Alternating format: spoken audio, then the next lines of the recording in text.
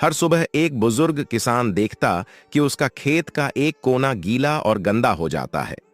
एक दिन उसने छिपकर देखा, एक घायल कुत्ता रात को वहीं सोता है।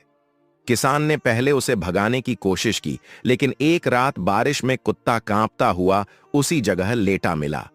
किसान का दिल पिघल गया। अगले दिन उसने एक टीन की छत वाला छोटा आश्रय बनाया। कुछ हफ्तों बाद कुत्ता ठीक होकर अपनी पूंछ हिलाते हुए किसान के पास आता है और रोने लगता। फिर किसी ने लाइव सब्सक्राइब नहीं किया,